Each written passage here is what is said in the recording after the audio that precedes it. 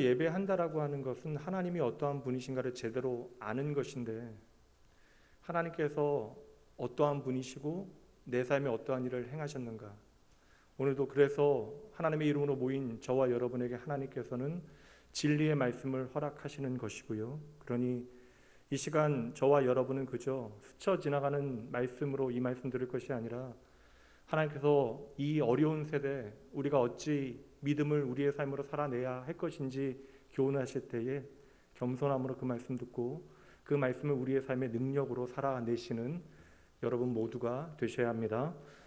오늘은 크신 하나님 까닭에 멋지고 아름다운 인생 6번째 시간이고요. 말씀의 제목은 용서는 전진입니다 라는 제목으로 말씀 나누도록 합니다. 사진 하나 보여드릴까요? 예. 북한산에 바람 참으로 많이 부는 노적봉에 있는 나무 하나인데, 만약에 여러분 생각해 보세요. 이 나무가 뭐 교회 화단이거나 올림픽 공원의 소나무 숲에 있다면 이 나무에 여러분의 시선이 가시겠습니까? 어찌 보면 볼품없고요, 목재로서 쓸모없어 보이는 이 나무이지만 많은 사람들이 이 나무를 보고 감탄하는 이유가 무엇이겠어요? 생명이 도무지 자랄 수 없는 그곳에 바위 틈 깊이 뿌리 내린 그 생명력에 많은 사람들은 감탄하게 되어지는 것이죠.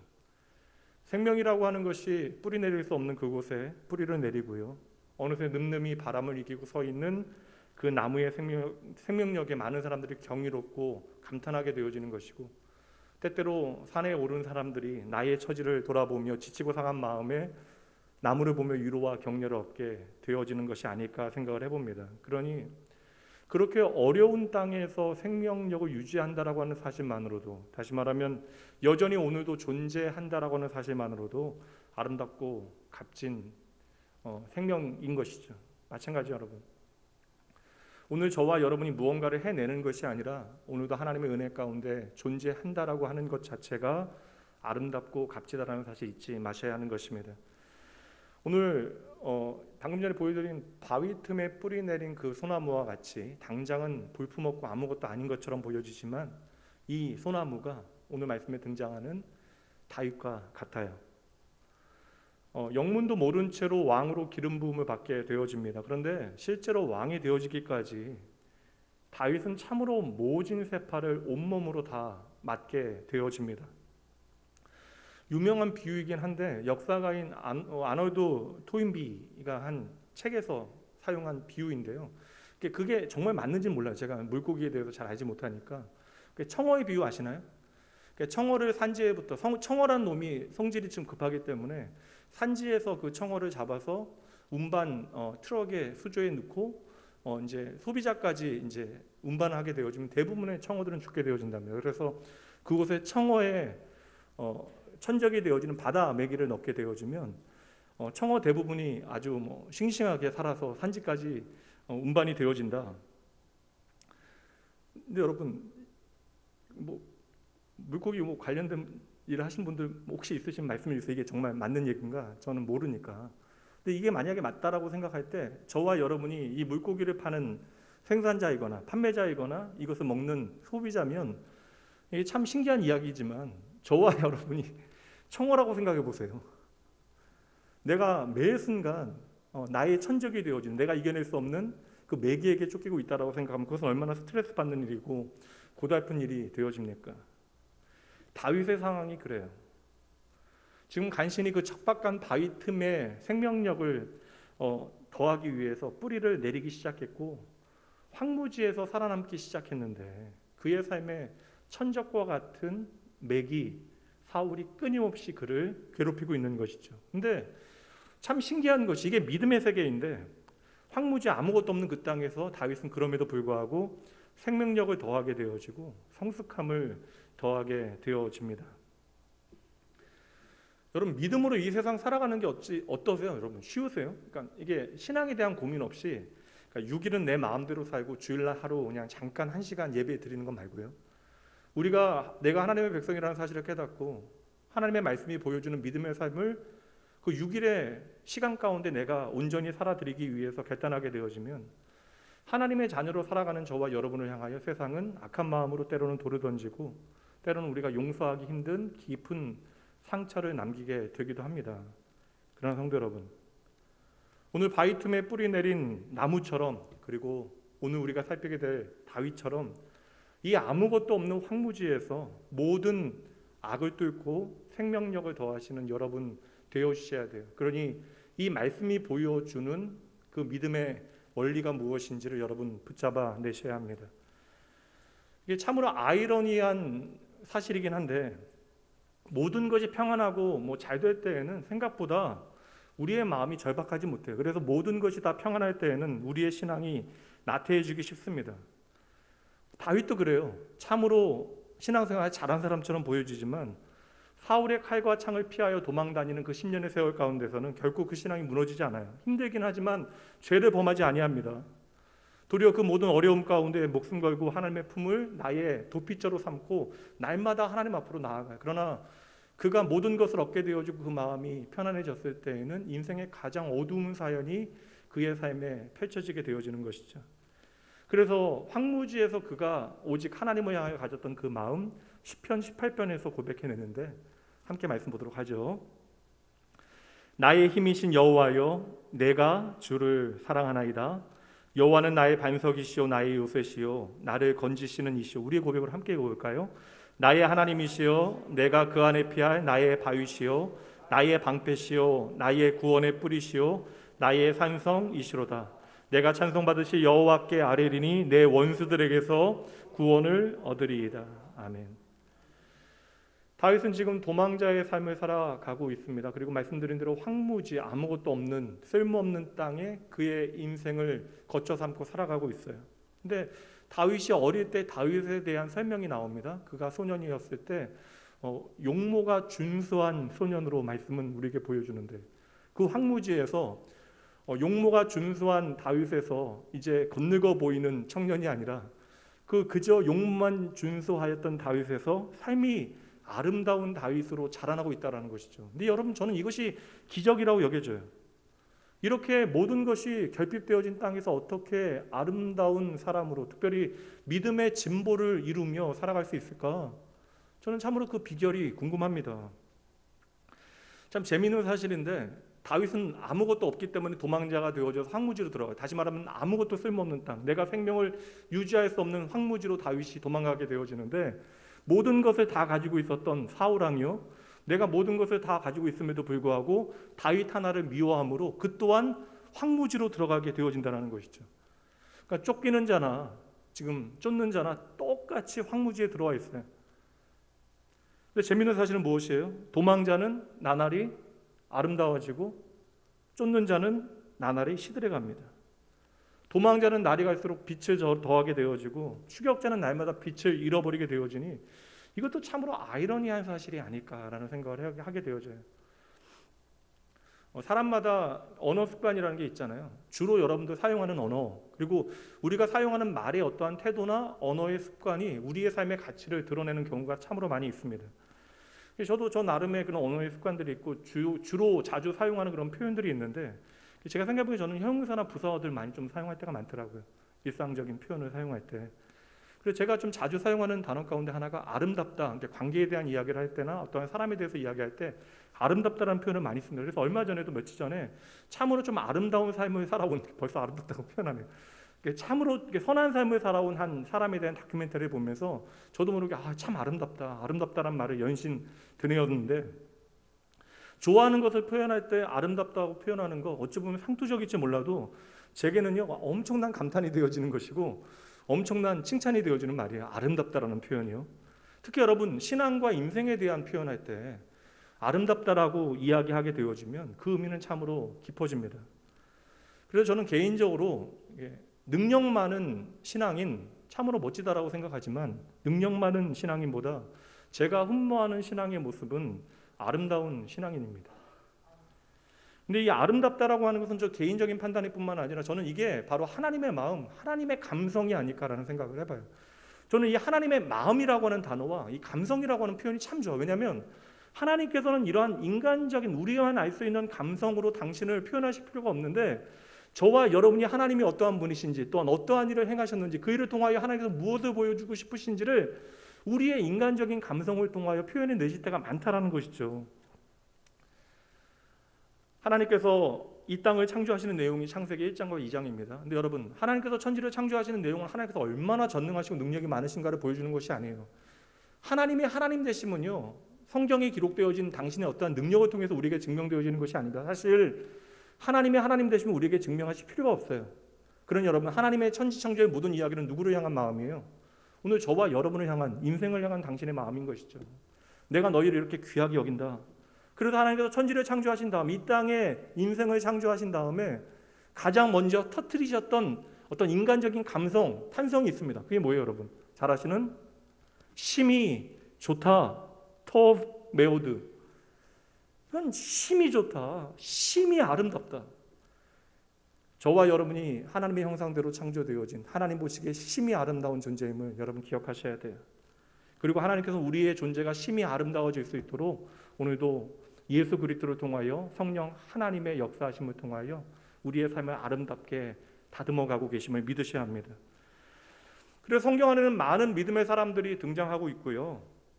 그리고 그들의 신앙은 그들의 삶의 모든 순간, 특별히 고난의 순간에 더욱더 찬란하게 빛이 나게 되어집니다. 그래서 오늘 여러분 다 보세요.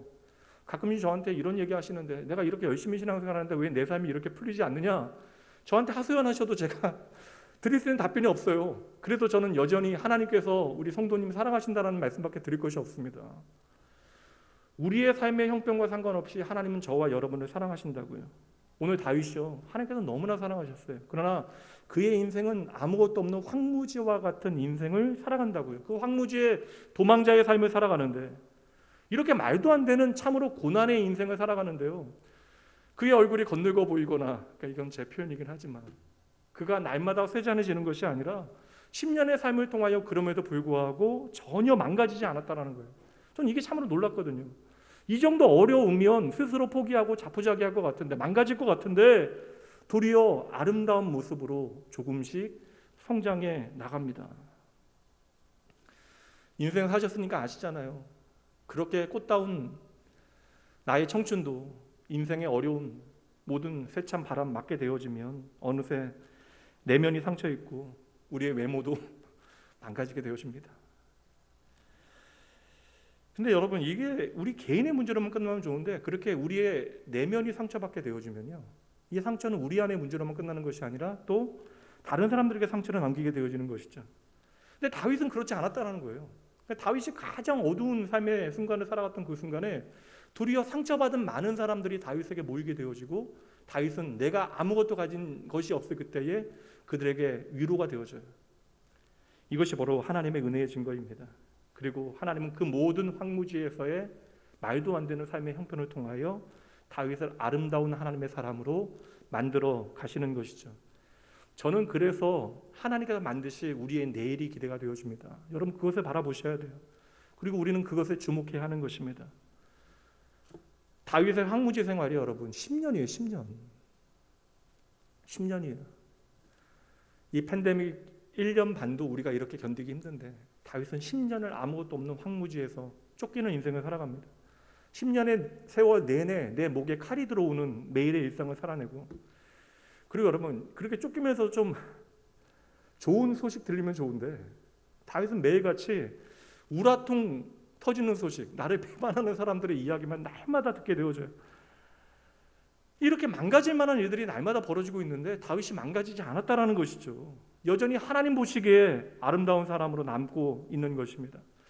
그리고 오늘 말씀은요, 다윗의 인생에 아주 중요한 에피소드 하나 우리에게 보여주고 있어요. 사실 오늘 이 선택은 세상 사람들의 기준으로 이야기하면 다윗이 어리석은 선택을 한 것이고, 이것 때문에 어떠한 인생의 목적 자체가 좀 멈추어진 것 같이 보이고, 또 어떻게 보면 실패한 것처럼 보여져요. 그런데 성경은 이 사건을 통하여 다윗이 그렇게도 쫓기는 인생, 도망치는 인생을 살아감에도 불구하고 어찌 그의 인생과 삶이 아름다울 수 있었는지, 어찌 보면 저는 이 현장이 만개한 꽃과 같이 아름다운 신앙을 우리에게 비추어 준다라고 생각을 합니다.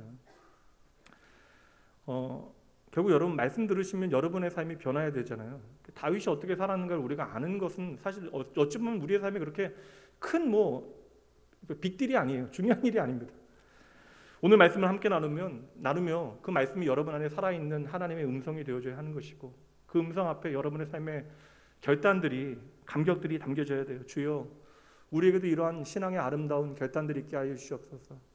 주여, 우리 낙원교회 안에 이러한 아름다운 신앙의 이야기들이 나누어지게 하여 주시옵소서. 주여, 당장 내가 그러한 아름다운 믿음의 삶을 살아가게 하여 주시옵소서. 다윗이 사울왕을 피해서 도망가는데 너무나 많이 도망다니니까 10년 동안 얼마나 많은 곳을 도망다녀. 성경에만 14곳이 기록되어져 있는데 그 중에 엔게디 황무지라고 하는 곳에 도망가는데, 이 엔게디라고 하는 뜻은 새끼 염소의 우물이라고 하는 뜻이에요. 황무지로 살아가려면 적어도 여러분 없어도 물은 있어야 돼요. 근데 그곳에 바로 오아시스와 같은 물이 있었다라는 것입니다. 그러니까 다윗이 아무리 도망쳐도 물은 마셔야 되니까 이 엔게디 황무지에 가서 물을 먹기 위해서 종종 그곳으로 갔는데, 몰래 갔겠죠. 근데 사람의 눈이 얼마나 많아요. 그것을 보고 사울에게 고자질하는 사람들이 있었습니다. 어디나 그런 사람들이 있어요. 그런 이러한 투구를 받은 사울은요, 사람들을 모아서 다윗을 잡기 위해서 쫓아오는데, 와, 대단합니다. 여러분, 다윗 하나를 잡기 위해서 사울이 동원한 인원이 3,000명이에요. 사실 저는 좀 어처구니 없다는 생각도 들어요. 다윗 하나 때문에 지금 군대를 동원하고 있는 것입니다. 다윗과 함께하는 사람들 겁먹었겠죠. 그러니 사울이 왔다라는 소식을 듣고 동굴 깊숙이 숨게 되어집니다.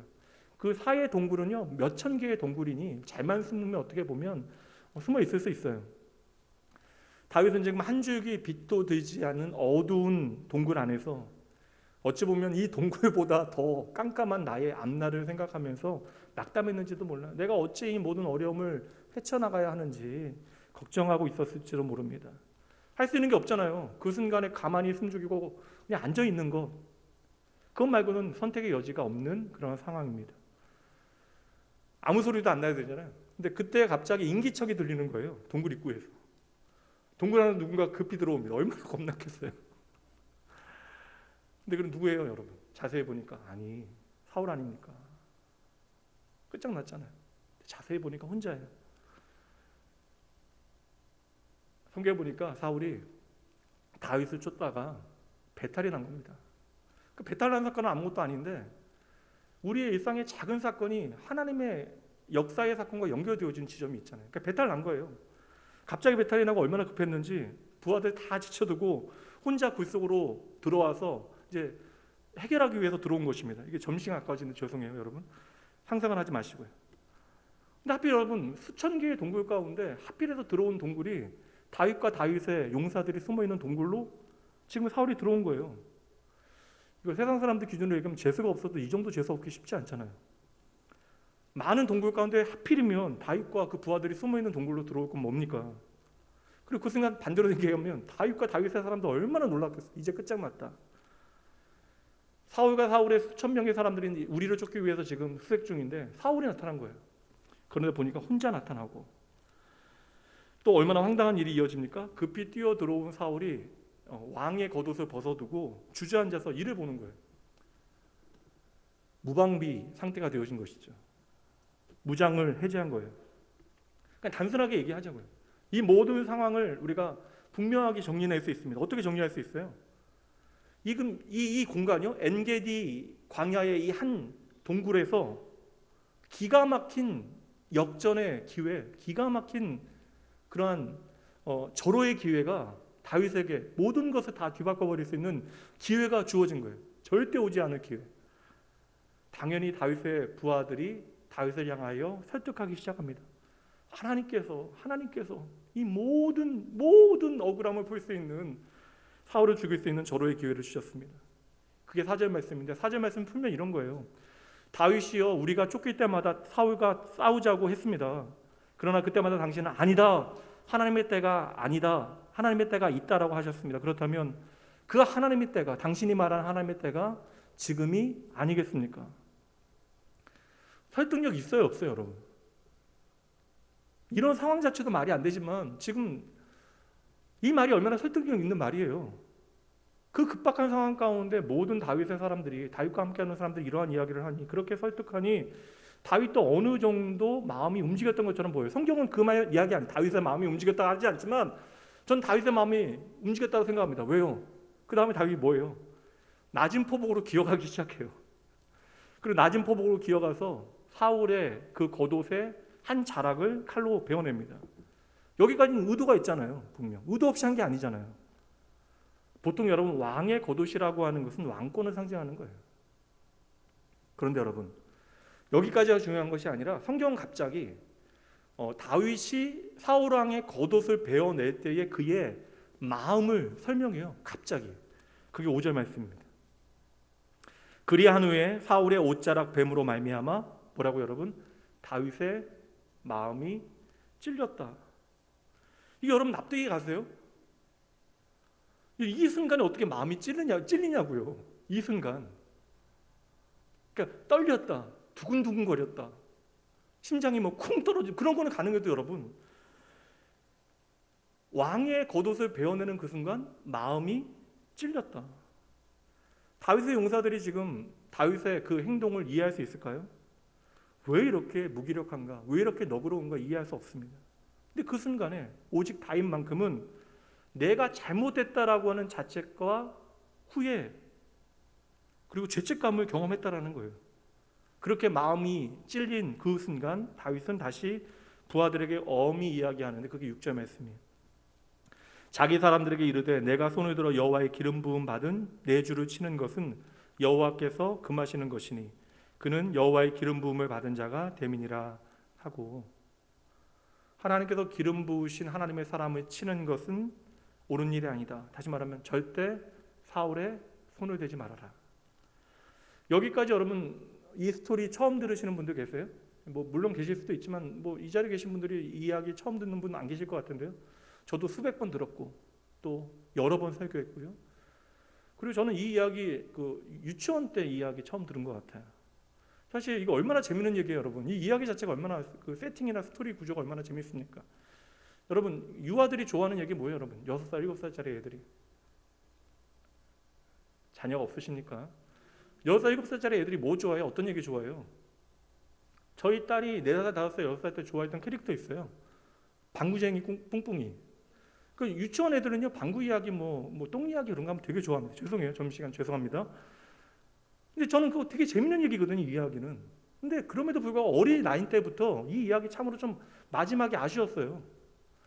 그러니까 하나님께서는 어떻게 좀 드라마를 멋지게 만들어내는 분은 만들어내지 못하신다는 생각이 좀 이후로도 들었던 것 같아요. 지금은 모든 것을 역전해내야 되는 순간이잖아요. 이 정도 억울했으면 여러분, 이 정도 고생했으면 여러분 사울 무찔러야 돼요. 모든 사람들이 그거 억울해하게 나쁘게 생각하지 않습니다. 근데 사울을 무찔러야 하는 절호의 기회에 그냥 사울을 놓아줘 버렸다는 거예요. 그리고 성경은 그때에 사울 왕의 옷을 베는 그때에 다윗의 심정을 성경에 기록해 놓았어요. 어린 마음에 이 다윗이 너무나 불쌍했던 것 같아요. 그리고 이후로 사울 왕이 변하지 않잖아요. 그렇다면 여러분 한번 생각해 보시죠. 다윗은 왜 사울을 죽이지 않았을까? 천금과 같은 절호의 기회, 정말 말도 안 되는 기적과도 같은 기회가 주어졌는데 왜 이 역전의 기회를 다윗은 그냥 흘려 보냈을까? 미국의 대표적인 설교자인 가장 근 시기에 성장한 교회이기도 한데 노스포인트 교회의 앤디 스탠리 목사님께서 다윗이 사울을 죽이지 않은 이유를 아주 치밀하게 설명을 합니다. 첫 번째, 성경에 나오는 그대로 하나님께서 기름 부으신 왕을 죽일 수 없었기 때문에 당연한 이유죠. 두 번째, 만약에 다윗이 자신들을 따르는 자신들의 신하들 앞에서 자신들을 따르는 그 용사들 앞에서 사울 왕을 죽이게 되어지면 내가 신하인데 왕을 죽이게 되어지면 앞으로 신하가 왕을 죽이는 어떠한 전통이 생겨나는 것이잖아요. 그러니까 내가 결국에는 왕이 되어질 것을 알고 그런 일이 반복되어지지 아니하도록 사울을 살려준 것이다. 그리고 실제로 물론 하나님의 구속사에서는 유다 지파, 그러니까 남유다는 다윗의 왕조가 계속되어져야 돼. 예수 그리스도께서 오셔야 되니까. 근데 역사적으로 생각하면 북이스라엘은 왕조가 계속 바뀌는데 남유다는 단 한 번도 왕조가 바뀌지 않거든요. 세 번째, 하나님께서는 다윗을 온 이스라엘의 왕으로 삼으셨는데 지금 자신이 사울을 죽이게 되어지면 사울은 죽어야 되는데 지금 미친 짓 하고 다니는 거예요. 근데 죽여야 되는데 왕으로서 기능을 하지 못하기 때문에 죽여야 되는데 죽이게 되어지면 적어도 사울의 지파인 베냐민 지파는 다윗의 품으로 돌아올 수 없죠. 그러니 왕국이 무너지기를 분열되기를 바라지 않았던 다윗은 그래서 사울을 죽이지 않았다.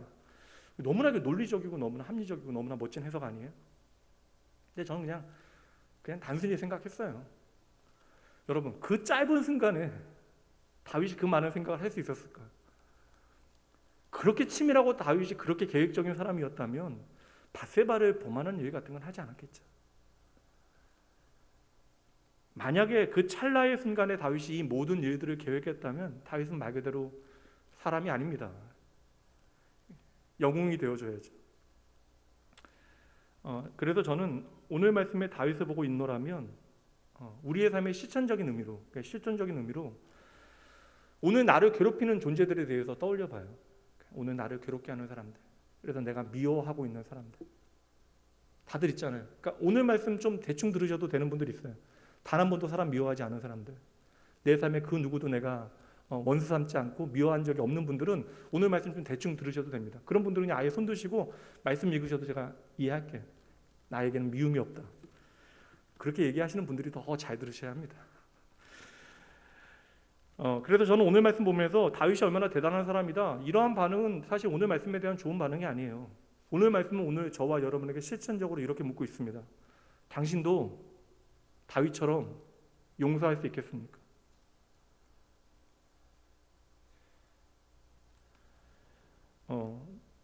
저는 아직도 연소해요. 여러분 보시는 바와 같이 아주 연소합니다. 목회자의 길에 이제 들어선 지 어느새 23년이 되어졌고 목사가 되어진 지도 금년으로 17년 되어졌어요. 그리 긴 세월은 아니지만 다양한 사역지에서 많은 사람들을 만나다 보니까 정말 수많은 다양한 인간관계를 맺게 되어져요. 목회자로서 제가 연소하지만 상담이 가는 것은 저의 지혜가 아닙니다. 결국 여러분 성도들이 목회자를 찾아올 때는요, 답이 없을 때예요. 인생에 더 이상 답이 없을 때, 어찌할 바를 모를 때, 하나님 밖에는 소망이 없을 때, 그런 여러분 수많은 인생의 가장 밑바닥 이야기들을 목회자들은 보게 되어집니다. 저는 참 감사한 목회자이긴 해요. 좋은 교회와 좋은 사역자들, 좋은 목회자들 만나서 지금까지 참으로 행복한 신앙생활을 했지만, 그럼에도 불구하고 속 좁은 제가, 부족한 제가 제 사역의 현장에서 마음 안 드는 사람들 만난 적이 없겠습니까? 때로는 마음에 안 드는 만만한 사람도 만났고 정말 말도 안 되는 사건들도 보게 되어졌어요. 그리고 어릴 때에는, 지금도 연소하지만 어릴 때에는 그런 것들이 도무지 이해가 안 돼서 내가 과연 목사가 되는 것이 맞을까라는 생각을 해본 적이 있습니다. 그런데 보니까 목사도요, 사람들이 좀 미워지면 당장 이 자리 서기가 힘들어요. 그리고 어떤 관계가 깨어지는 것을 눈으로 목도하게 되어질 때 신경이 쓰입니다. 어떤 성도가 안 좋다는 얘기를 들으면. 그리고 사람 문제로 갈등할 때보다 우리의 마음이 지옥이 되어지는 순간이 없다라는 거예요. 그래서 저는 가능하면 가장 제가 천사가 되고 싶은 때가 언제냐면, 제일 예민하면서 가장 천사가 되고 싶은 때가 토요일이에요. 토요일날 가정에서 혹 안 좋은 일이 생기면 주일날 말씀 전하는데 방해가 되기 때문에 그때 제가 가장 좋은 사람이 되기 위해서, 그리고 가장 편하게 할 때가 주일 저녁.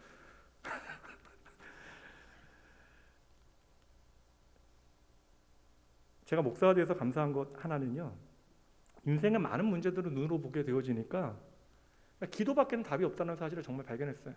그리고 답이 없을 때는 정말 몸부림치며 하나님 앞에 기도하는 것 말고는 우리의 인생에 길이 없다는 사실도 저는 이제는 확실히 믿습니다. 그리고 섬기고 섬김 받아야 되는 모든 관계 가운데 때로는 실망하게 되어지지만, 그럼에도 불구하고 그 과정 가운데 조금씩 하나님의 마음이 무엇인지 배우게 돼요. 그리고 좀 하나님 눈치 보다가 하나님께로 잘 가는 것이 제 인생의 가장 중요한 목적이 되어졌습니다. 부족하지만 제가 목사가 되지 않으면 하나님의 자녀답게 살지 못할 것 같아서 하나님께서는 그런 의미에서 저에게는 개인적인 의미에서는 목회자로 삼아주신 것 같기도 하고, 그래서인지 몰라도 그 목회자의 삶이 있었기 때문에 오늘 다윗의 행동에 대한 구체적인 깨달음도 제가 얻을 수 있었던 것 같아요. 제 마음의 어떠한 확신 가운데 다윗은 그 순간에요, 이 모든 상황들을 하나하나 따져보면서 사울을 죽이지 않기로 결정한 것이 결코 아니라고 생각을 합니다. 물론 결론적으로 말하면 이게 다 맞아요. 사울을 죽이지 않았기 때문에 어떠한 전통, 다윗 왕조의 전통이 세워진 것이고, 그 다음에 정치적인 정통성이 확립되어진 것이고, 온 이스라엘이 베냐민 지파까지도 다윗의 품으로 들어오게 되어집니다.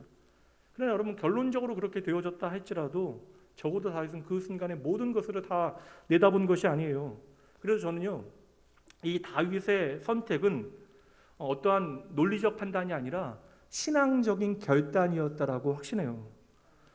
여러분, 신앙적 결단이라는 게 뭐예요, 여러분? 신앙적 결단이라고 하는 것은 합리적인 사고가 아닙니다. 그 신앙적 결단이라고 하는 것은 복음이 보여주는 삶의 가치고 예수의 정신이기 때문에 세상은 이해할 수 없어요. 때로는 예수 믿는 사람들도 이해할 수 없습니다. 그런 신앙적 결단이라고 하는 것은 모든 상황과 정황을 다 고려하게 되어지면 내릴 수 없는 결정. 만약에 우리가 우리의 삶의 정황 가운데 첫째, 둘째, 셋째, 넷째, 다섯째, 여섯째, 일곱째, 여덟째 하나하나 따져가면서 결단을 내리게 되어진다면 그것은 여러분 신앙적인 결단이 되게 어려워요. 그것은 자기 계산적인 결정이 되어지는 것이죠. 그러므로 여러분, 모든 신앙적인 결단은요, 언제나 하나 때문에 다른 모든 것을 포기하게 만듭니다. 하나 때문에. 그 하나의 믿음의 확신 때문에 다른 모든 가능성들을 내려놓게 만드는 것이 신앙의 결단. 그래서 우리는 신앙의 결단을 내리고도 그것을 포기하게 되어지는 순간들이 많은 거예요. 그래서 우리가 아름다운 결단을 하는 것도 중요하지만 그 결단을 아름답게 지키기 위하여 그 다음에 하나님 앞에 도움을 구하는 것도 정말 중요합니다. 오늘 다윗이 칼을 들고 사울의 뒤에 서는 순간요, 다윗은 단 한 가지만 생각했을 거예요. 그리고 저는 그거 하나 때문에 다윗이 사울을 죽이지 않았다고. 모든 사람들이 지금 다윗이 사울을 죽여야 한다고 할 그때에 다윗이 칼을 거둘 수 있는 이유는 단 한 가지. 저는 그것은 바로 유혹과의 싸움에서 승리했기 때문이라고 믿어요. 다윗은 적어도 하나님 앞에 죄의 유혹을 받아들일 수 없었던 것이죠. 오늘 이 유혹의 문제를 용서의 문제와 연결해서 이야기하고 싶어요. 유혹이라고 하는 것은 여러분, 하나님의 백성들이 이 땅 가운데 직면하게 되어지는 가장 어려운 주제. 왜냐하면 이 유혹이라고 하는 것은 죄라는 것이요, 죄의 본질이 우리의 삶에 가장 확실하게 증폭되어지는 확실한 방법이 되어집니다. 결국 이 땅에 죄가 시작되어지고 죄가 만연하게 되어진 것, 물론 그 시작은 우리가 하나님을 떠난 그 인류의 현실 때문이지만, 여러분, 그 하나님을 떠난 본질적인 죄가 우리의 삶의 모든 언저리, 우리의 삶의 어떠한 중심, 한복판, 심지어 가정의 안방까지 들어와서 이처럼 기승을 부리게 되어진 것, 바로 이 유혹 때문이에요. 그래서 여러분, 이 유혹이라고 하는 것은 죄가 이 땅 가운데 가장 강력하게 자기를 어찌 보면 번식하게 만들 수 있는 방법이 되어질 수 있는 것입니다. 창세기 1장, 2장은 하나님께서 우리 인생을 얼마나 귀하게 여기시는가, 창조의 이야기. 그 창조의 모든 이야기는 하나님이 얼마나 크신가가 아니라 우리를 얼마나 귀히 여기시는가에 대한 이야기예요. 그리고 창조를 마치신 다음 말씀드렸잖아요. 심이 좋다, 심이 행복하다, 심이 아름답다. 그런데 3장 말씀에 보면 우리가 어떻게 하나님을 배신하고 떠나갔는가에 대한 타락의 이야기가 연계됩니다. 죄가 이 땅에 어떻게 들어오게 되어져요? 인류의 첫 번째 사람들이, 우리의 대표가 되는 인류의 첫 번째 사람들이, 아담과 그의 아내가 죄를 받아들이는 방식이 뭐예요, 여러분? 기억하시잖아요. 유혹을 통해서. 그리고 성경 보세요. 구약 성경 쫙 읽어보다 보면 수많은 죄의 이야기들이 기록되어져 있어요. 믿음의 사람들에도 그 죄의 흔적들이 드러나게 되어지는데, 수많은 죄의 이야기. 우리가 이제 다윗의 오늘 잘하는 거 말고 나중에 보면 이제 말도 안 되는 일 하는데, 그 모든 수많은 죄의 이야기, 그 바닥에 기저에 깔려 있는 건 뭐예요? 바로 이 유혹의 이야기예요. 신약에 들어가도 마찬가지입니다. 이제 우리를 하나님께로 회복하기 위하여 다시금 보시기에 심히 좋은 하나님의 자녀로 만드시기 위하여 예수 그리스도께서 우리의 구원자로 이 땅에 오시고 드디어 공생애를 시작하시려 하실 때 첫 번째 하신 사역이 세례 받으시고 40일간 광야에서 금식하신 것이잖아요. 40일간 하나님 앞에 금식하며 기도하실 그때에 예수님에게 찾아왔던 것이 무엇이죠? 바로 유혹. 사탄이 온 힘과 사력을 다하여 예수님을 유혹하며 죄 가운데 던져 넣으려 했죠.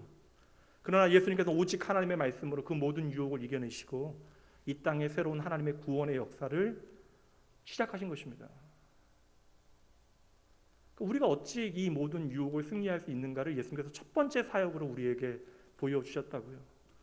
그러니 여러분, 죄와 유혹은요, 뗄래야 뗄 수 없는 거예요. 그 죄의 본질에 대한 것은 어떻게 보면 하나님과의 관계를 보여주는 것이라면, 이 유혹이라고 하는 것은 그 죄의 본질이 우리의 삶에 어떠한 모양으로 나타날 수 있는가에 대한 이야기가 되어지는 것이죠. 그러므로 여러분, 오늘도 우리가 유혹과 싸운다라고 하는 것은 우리가 죄의 길을 버리고 생명의 길을 걷기 위하여 피할 수 없는 승부가 되어지는 것이고, 절대 져서는 안 되는 싸움이 되어지는 것이에요. 그러므로 여러분, 오늘 어떻게 우리가 믿음의 삶을 살아낼 수 있는가? 그것은 단지 여러분 우리가 얼마나 좋은 것을 선택하는가에 대한 문제로 끝나는 것이 아니라 바로 이 죄의 유혹의 문제와 우리가 어떻게 싸워서 승리할 것인가. 이 유혹에 넘어지게 되어지면 여러분 우리가 너무나 상처 입어요. 어떤 상황 가운데서도 심지어 쫓기는 상황 가운데서도 좋은 결정을 내리고 승리하는 신앙생활을 하기 위한 우리가 다윗을 통해 확인하게 되어지는 신앙의 중요한 기준 하나 먼저 말씀드릴게요. 여러분 어떠한 신앙의 아름다운 결단들을 하게 되어질 때 그것이 때로는 좋게 보이고 아주 좋은 결과를 만들어낼 것처럼 모든 사람들이 인정해 준다 할지라도 여러분 다시 말씀드립니다. 우리가 하게 되어진 어떠한 결정이 모든 사람들이 우리를 향하여 박수 쳐주는 결정이라 할지라도 그것이 분명하게 죄의 유혹으로부터 온 것이라면 여러분 방법은 하나예요. 무조건 거부하시면 돼요. 이게 시작이 되어져야 하는 것입니다. 성경은 대놓고요. 우리의 적이 되어지는 사탄을 미혹하는 자, 유혹하는 자로 대놓고 우리에게 말씀하고 있어요. 요한일서 4장 1절 사랑하는 자들아 영을 다 믿지 말고 오직 영들이 하나님께 속하였나 분별하라. 지혜로워져라. 많은 거짓 선지자가 세상에 나왔다. 이제 이 근거를 가지고 6절 말씀 보도록 합니다. 우리는 하나님께 속하였으니 하나님을 아는 자는 우리의 말을 듣고 하나님께 속하지 아니한 자는 우리의 말을 듣지 아니하나니 진리의 영과 미혹의 영을 이로써 아느니라. 여러분 생각해보세요. 그럼 성경에서 단 한 번도 하나님께서 우리를 유혹하셨다, 우리를 미혹하셨다 그러한 장면들이나 그러한 표현들 보신 적이 있어요?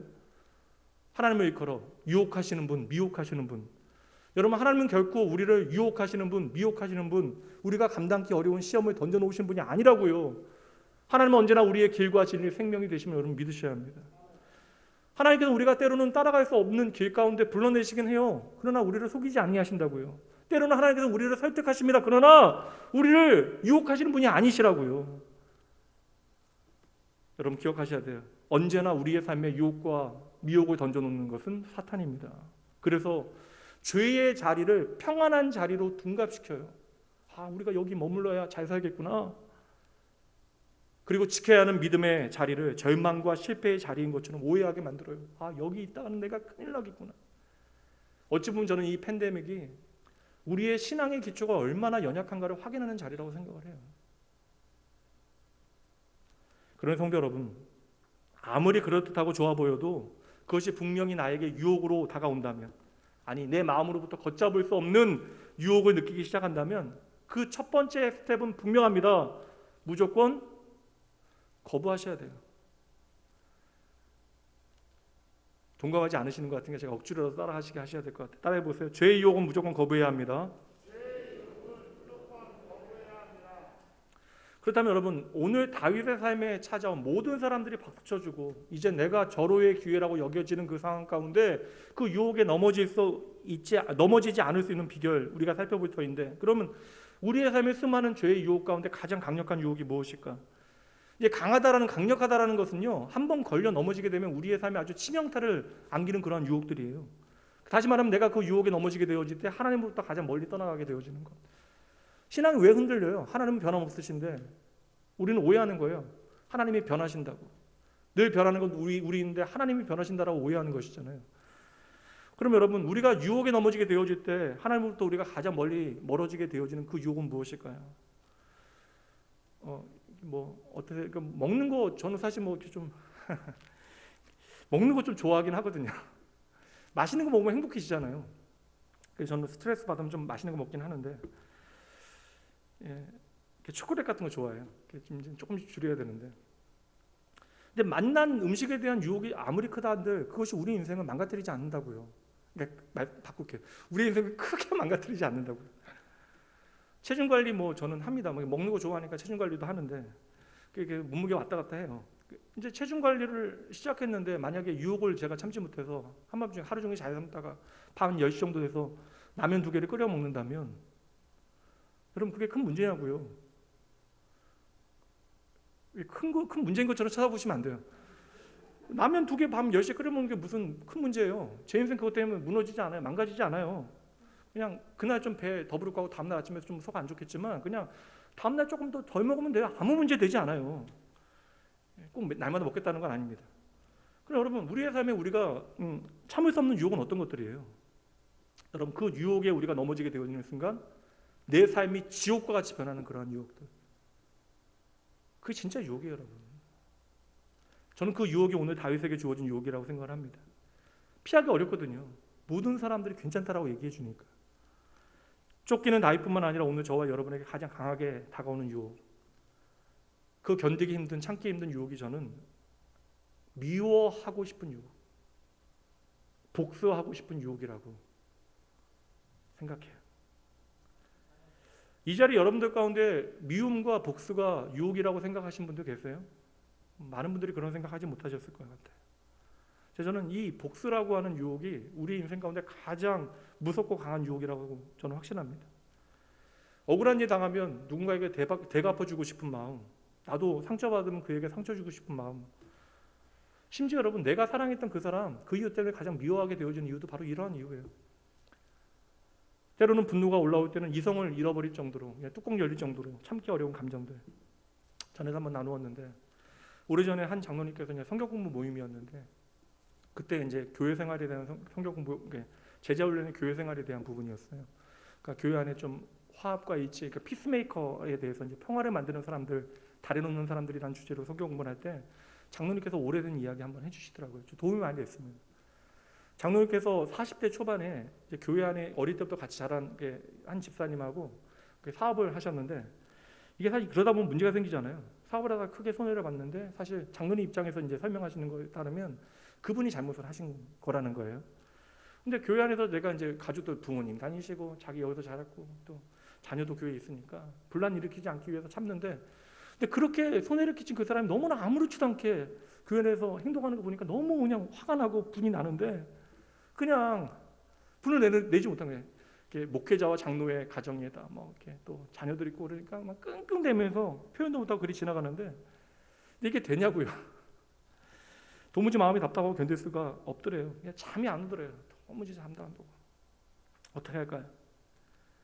그 장로님 다음 결론이 뭐 기도하셨다, 오랫동안 기도하시고 마음이 평안을 얻었다라면 좋은데, 마음이 깊어지니까 그 집사님, 이제 좀 나를 억울하게 만든 그 집사님이 차를 하나 새로 뽑으셨는데 밤에 못 하나 들고 가서 차 옆을 다 긁고 오셨대요.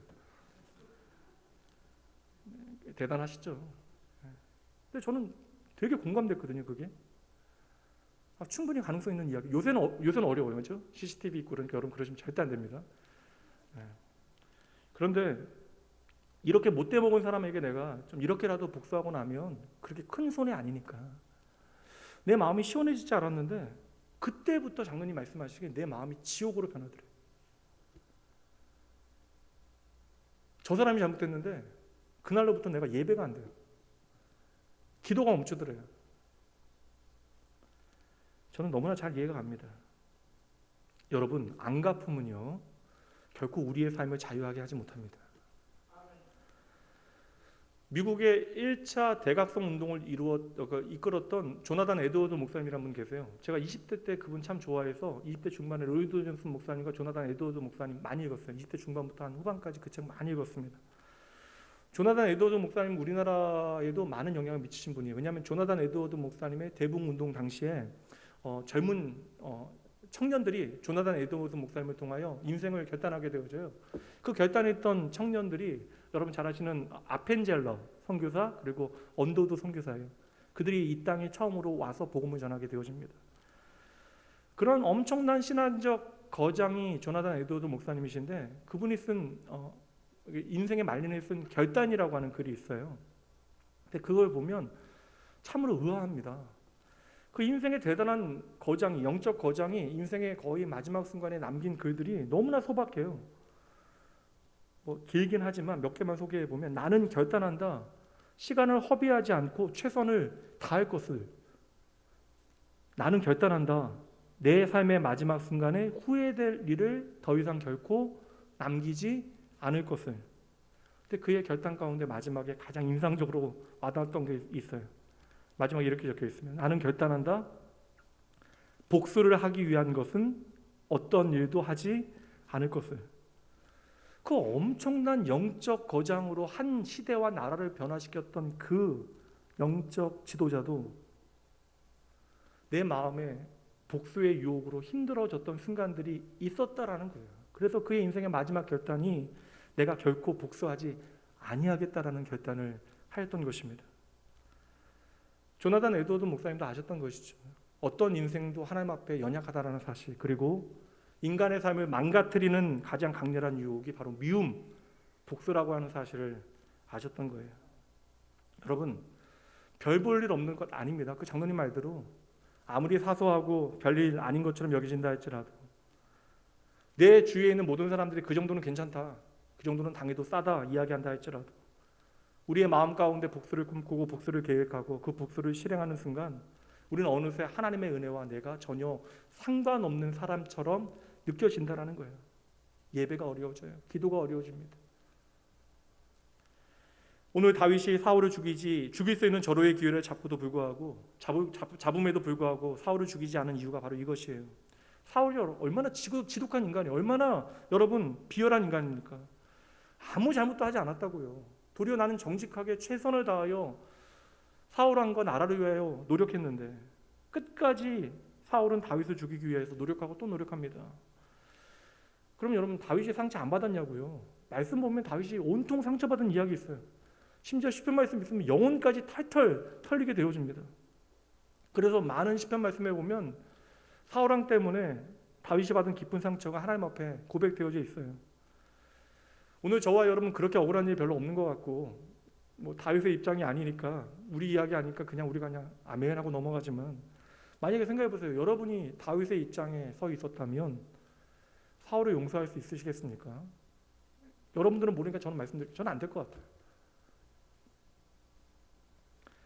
그런데 그렇게 믿고 미운 그토록 많은 상처를 나에게 준 그 인간이 바로 내 눈앞에 나타났어요. 그것도 아무 힘이 없는 모습으로. 내가 그를 이길 수 있는 유일한 기회는 지금밖에 없습니다. 그냥 칼만 뽑으면 돼요. 모든 사람들이 나를 응원하고 있습니다. 사울만 죽으면 이 모든 고난이 끝날 것이라고 하는 유혹이 얼마나 강하게 치밀어 올라왔겠어요. 그래서 다윗도 그 유혹 잠시 이기지 못하고 기어가서 사울의 겉옷을 베었던 것이죠. 그런데 보세요 여러분, 이게 은혜예요. 다윗이 사울의 겉옷을 베는 그 순간 다윗은 하나님의 마음을 깨닫게 돼요. 이게 은혜예요 여러분.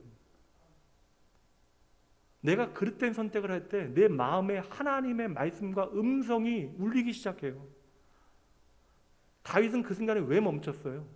내가 그릇된 선택을 하는 그 순간 하나님의 말씀이 나를 주장하셨기 때문에 그 자리에서 멈추게 되어지는 거예요. 아무리 모든 사람들이 타당한 복수라 할지라도 그 복수라고 하는 것은 하나님이 원하시는 길이 아니고 하나님을 거역하는 죄의 길이라고 하는 하나님의 마음을 다윗이 깨닫게 되어진 것이죠. 그래서 6절과 같은 고백을 해내는 거예요. 다시 6절 보시죠. 자기 사람들에게 이르되 내가 손을 들어 여호와의 기름 부음 받은 내 주를 치는 것은 여호와께서 금하시는 것이니 그는 여호와의 기름 부음을 받은 자가 됩니다. 사실 여러분 상처는 받으면 받을수록 우리 안에 커지잖아요. 억울함이 깊으면 깊을수록 우리 안에 깊어지고 그리고 내 내면이 연약하면 연약할수록 더 참을 수 없는 것이 저는 억울한 마음, 복수하고 싶은 마음이라고 생각을 해요. 여러분 꼭 복수한다라는 것은 뭐 장로님 같이 뭐 차 문을 긁어놓는 거 그거 아니라고 생각합니다. 복수라 하는 것은 꼭 힘으로 싸워서 이기는 것을 의미하지 않아요. 내가 억울한 일을 당한 것에 대한 억울함, 그 증오, 내가 외면당한 것에 대한 미움과 시기와 질투, 이게 다 복수예요. 그러나 여러분 이것은 믿음의 공동체 안에서도 벌어질 수 있는 일들. 그리고 이러한 감정들은 우리의 삶에 견딜 수 없는 유혹이 되어서 나를 찾아옵니다. 그러나 여러분 그 순간 단 한 가지 기억하셔야 돼요. 저와 여러분은요, 꼭 기억하셔야 돼요. 저와 여러분은 그 기회, 절호의 기회를 붙잡는 사람들이 아니라 저와 여러분은 모든 순간에 하나님을 붙잡는 인생이 되어져야 합니다. 이게 답이에요 여러분. 이게 안 되니까 우리가 오늘도 흔들리는 거예요. 모든 사람들이 그만큼 상처받고 그만큼 힘들었으면 이제는 이 정도는 해도 괜찮다라고 이야기한다 할지라도 꼭 기억하세요. 내가 복수를 꿈꾸고 미워하고 그 미움에 따라 움직이는 것 하나님이 미워하시는 일, 하나님을 거역하시는 일입니다. 여러분, 복수는 결국 다른 사람을 향하는 것처럼 보여지지만 그 장로님 말씀이 진리예요. 그러니까 진리라고 표현드릴게요. 복수는 결국 내 자신에게 더 큰 상처를 남기게 되어지는 거예요. 그래서 많은 사람들이 미움과 그 복수하려고 하는 마음 가운데 자포자기하게 되어지고 결국 자신을 학대하고 자신에게 복수를 하는 것이죠. 그냥 되는 대로 나의 인생을 살아가고 죄 가운데 나를 던져놓고 그렇게 하나님의 사람으로 하나님의 형상을 파괴하며 살아갑니다. 하나님과 나는 상관없는 것처럼. 그래서 여러분, 복수는 다른 사람을 향하건 결국 내 자신을 향하건 언제나 복수는 하나님을 향하게 되어지는 것. 그래서 우리의 원망이 깊어지게 되어지면 결국 하나님을 향하여 우리가 이야기하잖아요. 결국에는 뭐 말은 하지 않지만 하나님께 복수하겠다는 거예요. 하나님이 어디 있느냐? 하나님이 계신다면 어떻게 내 삶에 이러한 일들을 만드시느냐? 하나님 어떻게 이러한 사람들을 참고 계시느냐? 어찌 보면 여러분, 우리가 영적 방황은 가능하면 빨리 끝내야 되는 이유가 우리의 삶의 모든 영적 방황은 사실 하나님에 대한 복수의 마음이에요. 그리고 충격적인 사실은 우리가 하나님께 어떤 억울함을 가지고 복수하겠다라 마음먹는 그 순간, 여러분 그 표현을 지나치다 생각하지 마세요. 우리의 삶에 벌어지는 일이니까. 우리가 하나님께 복수하기 시작하면 그때로부터 마귀가 우리의 삶을 주도하기 시작하는 거예요. 심지어 여러분들 이야기할 수 없습니까? 심지어 목사도요, 이 강단에서 미움과 어떠한 복수를 꿈꾸고 이야기하기 시작하면, 거룩한 강단에서 하나님의 말씀에 설교를 한다 할지라도 그때로부터 저는 그 마음이 사탄의 지배를 받게 되어지는 것이죠. 그러니 여러분, 아무리 사소하고 작은 것이라 할지라도 우리가 미움을 가지고 복수를 꿈꾸는 그 순간 우리의 마음은 하나님께서 다스릴 수 없게 되어지는 거예요. 그때로부터 우리의 삶은 망가지기 시작하는 것입니다. 복수하면 여러분 결코 속이 시원하지 않아요. 생각한 만큼으로 여러분 성취감이 없어요. 그 구체적인 이유들을 좀 이렇게 예들을 저한테 얘기해 주시면 제가 다음 설교에 좀 사용할 수 있도록 얘기해 주셔도 좋아요. 복수를 하고 났더니 내 마음이 이렇게 더 괴롭더라. 언제나 여러분 더 깊게 상처받고 다치게 되어지는 것은 우리 자신이 되어지는 것입니다. 예수님께서 나의 구원자, 나의 주인 되심 여러분 믿으십니까? 제가 힘없게 여쭙니까 여러분? 예수님께서 내 삶의 구원자 되심, 나의 주인 되심 믿으십니까? 그럼 예수를 믿어 구원받은 이 자리의 성도 여러분들께 강력하게 권고드립니다. 내가 성도라면, 내가 하나님의 백성이라면, 그리고 이제는 내가 하나님의 백성답게 나의 삶을 살아 드리겠노라 결단했다면 여러분 절대로 복수를 꿈꾸시면 안 돼요. 참으로 중요한 신앙의 원리라고 생각해요. 여러분 실천적이고 실존적인 중요한 여러분 신앙의 원리입니다. 어떠한 상황이 있더라도 어떠한 이유가 있더라도 여러분 복수를 꿈꾸지 마세요. 내가 아무리 상처받았더라도 여러분 미움을 여러분의 마음에 중심 삼지 마시라는 거예요. 이것은 저의 권면이 아닙니다. 오늘도 여러분의 삶을 사랑하시고 보호하기 원하시는 하나님의 명령입니다. 하나님께서 보호하시려고 하는 건 그 사람이 아니에요. 여러분이에요. 여러분 하나님 나라의 대원장, 이제 예수님께로 나의 생명 되신 예수님 앞으로 나온 그 예수의 제자들을 향하여 예수님께서 말씀해 주신 하나님의 나의 대원장, 그 산상설교, 마태복음 5장에서 7장까지의 가장 중요한 핵심적인 가르침은 뭐예요? 최고의 법 뭐예요 여러분? 사랑인데 그 최고의 법의 가장 그냥 절정이 이르게 됐을 때 예수님께서 하신 말씀이 뭐예요? 원수를 네 몸과 같이 사랑하라. 원수를 사랑하래요. 원수를. 이건 말이 돼요 여러분? 그래서 많은 사람들이 생각하잖아요. 우리가 장차 하나님 나라 가면 그때는 좀 원수를 사랑하겠습니다. 여러분 말이 되냐고요? 하나님 나라에 원수가 어디 있어요? 이것은 우리가 이 땅에서 하나님의 나라를 살아갈 수 있는 비결이에요. 원수를 사랑하라. 여러분 원수를 어떻게 우리가 사랑하겠냐고요? 원수를 사랑할 수 있는 그 비결, 이것으로부터 시작하시면 돼요. 우리가 복수를 꿈꾸지 않으면 그 첫 발을 시작하는 거예요. 하나님께서는 악이 판치는 세상 가운데 선으로 악을 이기라 말씀하십니다. 이게 되냐고요? 집사님 아멘 하셨지만 되냐고요? 그럼 집사님도 그렇게 미워하는 사람 저한테 얘기 안 하시겠지. 안 되잖아요. 아멘 하지만 안 되잖아요. 어떻게 선으로 악을 이기냐고요? 개인은 좀 선한 것 같아도 집단은 선하지 않아요. 구조적으로 무슨 인간의 이데올로기, 보여주는 모든 것들, 우리가 아무리 선한 의지를 가져도 그 집단 안에 선한 의지를 살아낼 수 있는 도무지 가능성이 보이지 않아요. 이 악이 판치는 세상 가운데 우리가 어떻게 선으로 악을 이기겠냐고요. 가능한 방법 하나밖에 없어요. 복수를 꿈꾸지 않는 것으로부터 출발하시면 돼요. 이게 출발이에요, 여러분. 우리가 너무나 원수를 사랑한다는 것은 너무나 거창하게 생각하니까 이 가르침에 하나님의 나라의 최고의 법이라고, 우리 마음에 하나님의 나라가 임할 수 있는 길인데도 불구하고 오늘도 우리가 외면하며 살아가는 거예요. 여러분, 하나님께서 오늘 여러분에게 주시는 이 말씀 믿음으로 순종하셔야 돼요. 이 말씀 믿고 의지하셔야 됩니다. 로마서 12장으로 가보도록 할게요. 중요한 말씀입니다. 로마서 12장. 제가 드린 말씀에 대한 어떻게 보면 정리예요. 내 사랑하는 자들아, 너희가 친히 원수를 갚지 말고 하나님의 진노하심에 맡기라. 하나님의 의로움에 맡기라. 하나님께서 책임지실 것이라는 거예요. 기록되었을 때 원수 갚는 것이 내게 있으니 내가 갚으리라고 주께서 말씀하시니라. 너 신경 쓰지 말라는 거예요. 내가 다 이 모든 것들을 알고 있으니까 내가 반드시 책임질게. 내가 반드시 해결할게. 여러분, 이 말씀 믿어야 이제 되는 거야. 이 말씀 믿어야 그 다음 말씀이 가능해요. 이 말씀이 믿어져야 다음 말씀이 가능해요. 그러므로 보세요. 함께 있습니다.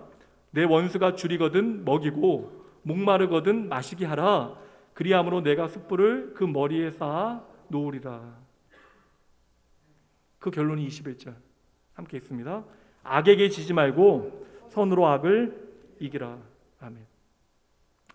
여러분, 믿음은 단순해요. 세상 사람들이 우리에게 박수를 쳐주고 응원해 주는 거 의미 없습니다.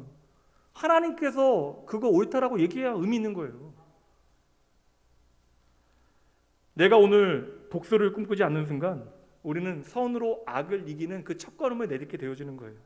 너무나 당연한 복수를 꿈꾸지 않는 것, 그 복수의 유혹에 넘어지지 않는 것, 이것이 오늘 황무지에서 쫓기면서 10년 동안 쫓기면서도 성장한 전진한 다윗의 이야기의 핵심인 것이죠. 근데 성경 보면 여러분, 이 스토리가 2번이나 나와요. 다윗이 사울을 용서한 이야기. 왜 2번이나 나올까? 제 나름의 이제 결론은, 첫 번째는 악은 생각보다 변하지 않는다. 그러니까 여러분 자신도 안 변하시잖아요. 그러니까 우리가 하나님의 그 무한한 은혜를 생각하면 우리의 삶은 너무나 변해야 되는데 우리가 참 안 변하잖아요. 그러니까 우리가 안 변하는 것만큼 하나님의 은혜도 변하지 않으니까 오늘 그래도 우리가 이 자리에 있는 것. 그러니 여러분, 악의 생각만큼 쉽게 변하지 않는다는 사실 기억하셔야 돼요. 우리는 보통 복수하지 않겠다라고 마음먹으면 그 대상이 좀 변화되기를 원합니다. 근데 쉽게 변하지 않아요. 심지어 변한 것 같아 여겨질지라도 제자리로 돌아가요. 그래서 저는 사실 가끔씩 보면 교회 안에 뭐 피스메이커 얘기하고 막 좀 용서하겠다 얘기하고 이제 저한테 얘기해요. 화해하기 위해서 찾아가겠다 얘기하면 찾아가지 말라고 얘기해요. 그러니까 가만히 있어요. 우선은 용서는 여러분 가만히 있는 것으로부터 출발하는 것입니다. 상대방이 받아들이지 못하는데 가서 얘기하고 상대방이 안 받아주면 더 화가 나요. 가만히 계세요. 더 이상 내가 그 사람을 미워할 이유가 없을 때까지 가만히 계세요. 이게 지혜로운 방법이에요. 사람 생각보다 변하지 않아요. 사울 봐도 알아요. 이렇게 오늘 다윗이 이렇게까지 그냥 사울을 용납하니까 복수를 포기하고 자기를 살려준 것을 알게 되니까 사울이 엉엉 울어요. 엉엉 울면서 다윗을 향하여 말합니다. 내가 너를 이렇게까지 학대하였는데, 악하게 행하였는데 너는 나를 이렇게까지 선대하느냐? 하나님께서 너에게 선하게 갚으실 것이다. 너는 분명 이스라엘의 왕이 되어질 것이다. 그때 우리 집안 좀 보살펴 다오. 여러분, 이 정도 울면서 얘기하면 변해야죠. 근데 여러분 26장 가면 또 더 무서운 기세로 다윗 죽이려 한다고요. 첫 번째, 생각보다 악은 변하지 않아요. 두 번째, 비슷한 사건이 2번 나오는 이유는 저는 중요한 또 다른 메시지가 있다는 생각이에요. 첫 번째는 악이 변하지 않는다는 사실을 기억하는 것, 소극적이라면 두 번째는 적극적이에요. 또 다른 메시지는 뭐예요? 악이 이렇게 변하지 않는다 할지라도 하나님의 사람들이요, 복수를 포기하면, 하나님의 길을 선택하면 그 사람은 계속해서 승리할 수 있다는 거예요. 여러분, 같은 유혹이 찾아오면 첫 번째 유혹 이기면 두 번째, 세 번째 유혹 다 이겨요? 첫 번째 파도 우리가 물 안 먹으면 두 번째, 세 번째 파도는 첫 번째 파도 물 안 먹었다고 두 번째, 세 번째 파도 올 때 물 안 먹습니까? 다윗은 전 두 번째 이 시험이 놓여졌을 때 더 큰 갈등이 있었을 것 같아요. 내가 그렇게까지 용서했는데 나를 다시 죽이려 하다니. 근데 다윗은 그 유혹 물리쳐요. 다윗도 그랬다면 오늘 우리도 할 수 있습니다. 여기는 단 한 가지예요. 다윗은 사울 보지 않아요. 하나님 바라봤던 것입니다. 그리고 하나님 바라보고 하나님의 말씀에 순종하기로 결단한 사람들에게 하나님께서는 그 모든 것을 감당할 수 있는 능력을 주심을 믿으시기 바랍니다. 이제 다윗이 마지막 그 옷자락을 들고, 사울의 옷자락을 들고 사울을 향하여 절규하는 그 장면 보도록 하죠. 어떻게 우리가 다윗이 그러한 선택을 하였는가에 대한 답을 찾을 수 있어요. 11절 12절. 내 아버지여 보소서, 내 손에 있는 왕의 옷자락을 보소서. 내가 왕을 죽이지 아니하고 겉옷자락만 베었은즉 내 손에 악이나 죄가가 없는 줄을 오늘 아시지니이다. 왕은 내 생명을 찾아 해하려 하시나 나는 왕에게 범죄한 일이 없나이다. 있는 그대로 사실을 이야기하고요. 12절에 중요한 고백을 합니다. 여호와께서는 나와 왕 사이를 판단하사 여호와께서 나를 위하여 왕에게 보복하시려니와 내 손으로 왕을 해치지 않겠나이다. 여기에 다윗이 그 모든 복수를 내려놓을 수 있는 아주 실제적인 원리가 담겨져 있습니다. 뭐예요, 여러분? 12절 여호와께서 판단하실 것이다. 여호와께서 판단하실 것이다. 아무리 억울하고 분하고 힘들어도요, 복수하는 것은 하나님께서 판단하실 문제야. 우리가 해결하면 우리만 다쳐요. 여러분 믿으셔야 돼요. 하나님은 우리의 모든 것을 다 하십니다. 이거 우리가 믿지 않으니까 머리칼까지 세신다. 나는 잠도 자지 않고 눈 한번 깜빡이지 않고 너를 보고 있다. 그렇게 말씀하시는 거예요. 하나님은 모든 상황을 다 알고 계십니다. 문제는 우리가 오늘 우리의 상황이 이해되지 않는 것이죠. 그럼에도 여러분 믿으셔야 돼요. 나는 모르겠지만 하나님은 다 아신다는 사실 믿으셔야 돼요. 이거 믿어야 내가 이해되지 않아도 그 모든 것을 하나님의 손에 맡겨드릴 수 있는 거예요. 다시 한번 주의 명령 전해드립니다. 어떤 경우에도 복수의 유혹에 넘어지지 마세요. 복수는 그냥 생각조차 하지 마세요. 여러분이 다칩니다. 복수하고 싶은 생각이 드실 때 있을 거예요. 저도 뭐 경험했으니까요. 마음이 너무 안 좋을 때는 가서 좀 따져볼까. 많지는 않지만 그런 순간 찾아오면 기도도 안 돼요. 근데 그때 기도하셔야 돼요. 복수하고 싶은 마음이 찾아올 때마다 내 모든 상황을 다 아시는 하나님께 말씀드리세요. 하나님께 맡겨야 됩니다. 여러분 결국 그것이 우리의 삶을 망가뜨리고 무너뜨리고 또한 우리를 상처받게 할 것인데 그럴 때 여러분 살아계신 하나님의 이름으로 싸우셔야 돼요. 복수를 꿈꾸는 그 순간 내 삶이 지옥으로 변합니다. 그런데 여러분 반대로 마땅한 복수를 우리가 포기하고 미움을 내려놓는 순간 우리의 삶의 현장에 바로 원수를 사랑하는 첫걸음이 시작되어지는 하나님의 나라가 임하는 거예요. 우리의 마음이 바로 샬롬의 현장이 되어지는 것입니다. 그러니 여러분 믿음의 사람들은 이 마음 잘 지킬 수 있도록 내 마음 중심을 하시는 하나님께 간구해야 돼요. 여러분 괜찮은 척 하지 마시고 정말 억울하고 힘들면 하나님 내 마음 아시잖아요 라고 기도하세요. 하나님께 맡겨드리세요. 그래야 하나님께서 책임지십니다. 내 마음에 그런 유혹이 올라올 때마다 나를 능히 이 모든 유혹으로부터 이기게 하시는 하나님께 기도하셔야 돼요. 기도해야 여러분 원수에게조차도 긍휼의 마음을 품게 되어져요. 청년들부터 직장에 억울한 일 얼마나 많아요. 여러분 함께하는 사람들과의 말도 안 되는 일도 얼마나 많이 벌어집니까? 여러분 이겨내실 수 있어요. 격동하는 복수의 유혹으로 인하여 내 마음에 한없이 흔들리게 되어질 그때에 다윗에게 말씀하신 하나님 오늘도 동일하게 우리에게 말씀하십니다. 너는 선으로 악을 이길 수 있다. 우리는 마땅히 할 일 다 하고요. 최종 판결은 주님께 맡겨드리면 돼요. 그분은 나의 모든 것을 아시고 언제나 악인의 목전에서 내게 상을 베풀어 주시는 하나님. 이것이 10년이나 쫓기는 삶을 살아감에도 불구하고 아름다운 하나님의 사람으로 그 믿음이 전진할 수 있었던 다윗의 삶의 비결이었던 거예요. 마지막으로 다시 한번 말씀드립니다. 결코 용서는요 어리석은 선택이 아니에요. 모든 일을 공정하게 판단하시는 하나님께서 오늘도 살아계시기 때문입니다. 모라비안 선교사들이 에스키모인들에게 복음을 설명할 때에 이제 복음의 핵심적인 개념이 용서라고 하는 개념인데, 그러니까 행한 대로 갚는다라고 하는 그런 원리가 있는 에스키모 그 공정에 대한 의미를 옳게 생각하는 에스키모인들에게 복음을 처음 전할 때 원주민들의 언어로 그 복음을 전하면 용서를 설명해야 되는데 용서라고 하는 단어를 번역할 방법이 없는 거예요. 우리는 두 글자인데 용서. 그래서 이 용서라고 하는 단어를 이렇게 번역했어요. 한번 읽어주세요. 이게 용서라고 하는 단어입니다. 24글자. 직역하면요. 용서는 더 이상 생각조차 하지 않는 것. 용서는 더 이상 생각조차 하지 않는 것. 우리가 더 이상 과거의 그 모든 사건들에 매이지 아니하고 이제 앞으로 믿음으로 전진할 수 있다는 사실을 여러분 믿으셔야 돼요. 이렇게 말씀드려도 여러분 압니다. 용서 얼마나 어려워요. 오늘 아멘에도 나가면 또 내 마음을 격동시키는 많은 일들이 벌어질 거예요. 그러나 여러분 한 가지 기억해 주세요. 결국 여러분 내가 바로 말도 안 되는 용서의 은혜를 받은 사람들입니다. 성경은 이 문제를 아주 중요한 문제로 취급하고 있어요. 여러분, 내가 하나님의 넘치는 은혜를 받으셨으면 믿으십니까? 내가 진정 하나님의 넘치는 은혜를 받았다는 사실을 믿으신다면 이제 그 은혜의 한 조각이라도 나누셔야 돼요. 이것이 바로 바위밖에 없는 그곳에 뿌리를 내린 생명력 있는 나무의 삶이 되어지는 거예요. 이제 여러분은 하나님의 은혜와 사랑에 힘입어 그 생명력이 날마다 더할 수 있도록 더 깊이 땅을 파고 들어가셔야 돼요. 하나님의 은혜 가운데 여러분의 뿌리를 내리셔야 하는 것입니다.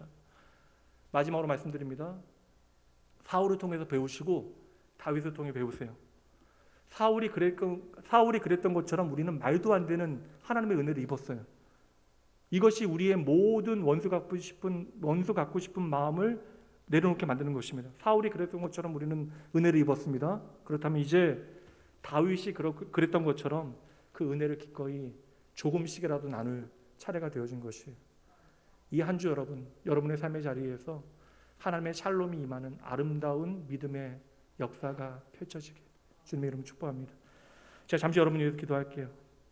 하나님 아버지, 우리에게 허락하신 말씀을 통해 하나님의 마음 깨닫기 원합니다. 주여, 하나님의 말씀 중요하다 말하면서도 그 말씀 귀 기울이지 않는 것이 저희입니다. 주여, 이 말씀이 우리의 삶에 살아있는 능력되게 하여 주시옵소서. 오직 하나님께서 책임지는 인생에 나의 소망이 있음을 저희들로 깨닫게 하시고 우리의 삶의 모든 아픔의 자리에서 소망의 주님만을 바라보게 하여 주시옵소서. 수없이 많은 것들에 쫓기는 인생을 살아감에도 불구하고 주의 자녀들로 하여금 주의 말씀 붙들게 하시어 세상이 나를 향하여 말하는 절호의 기회에 내 마음 다 빼앗기지 아니하고 내 삶을 향하신 하나님의 신실하심을 믿음으로 하나님 붙드는 주의 자녀들 되어질 수 있도록 주여 이들의 삶을 단단히 붙들어 주시옵소서.